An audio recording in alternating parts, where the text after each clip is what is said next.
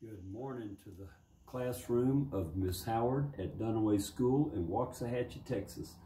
I'm going to read today for Deer Day from my Cowboy book. I'm David Smith. The cowboy worked with cattle in the old days. He was brave and daring. He spent most of his time on horseback. The cowboy wore a big hat. It had a wide brim to keep the sun from his face, and it had a high crown for the coolness in summer. He signaled by waving his hat. He used it as a drinking cup and also to carry water to his tired and thirsty horse. He liked his hat so much he wore it at meals when he was outdoors.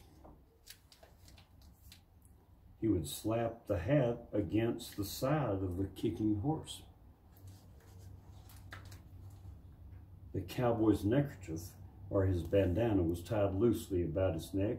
He could pull it up over his mouth and nose when he was riding in the dust. It protected his face when there was snow, sleet, or bitter and cold wind.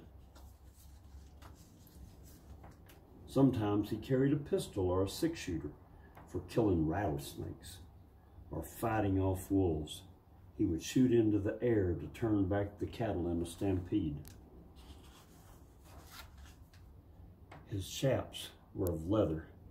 He wore them over his pants to keep his legs from the brush and the thorny trees when he chased wild cattle out of the thickets.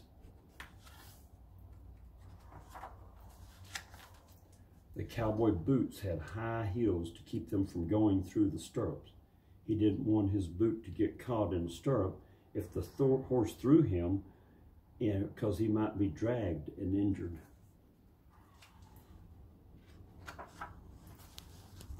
The toe of the boot was pointed, so when he mounted a frisky horse, he would more easily go into the stirrup.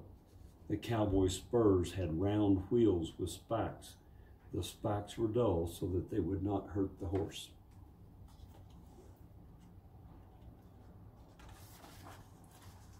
The saddle was very heavy and made for comfortable riding and for hard wear. It had a horn in the front.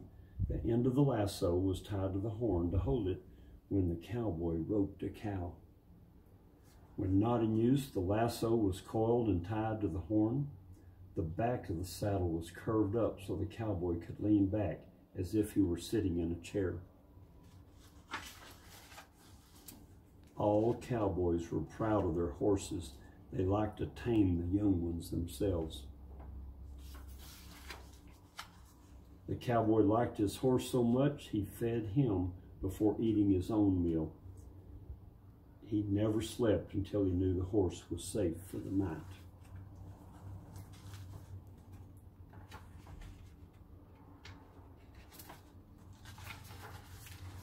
The cowboy's work was driving cattle up the trail to railroads and taking part in the roundups when young cattle were counted and branded. At roundups and on the trail, cowboys ate their food that was carried in a chuck wagon. All the food that they were going to have was right there, the coffee pot and the beans and the biscuits. At night, several cowboys watched the herd and rode around singing songs and kept the cattle quiet. That is the story of my cowboy book. It's a life that the cowboys lived. It's how they stayed on the horse all day long and ate their beans and had their coffee at night.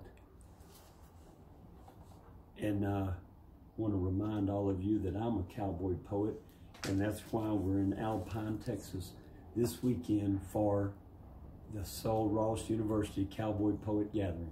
Goodbye. Have a good day.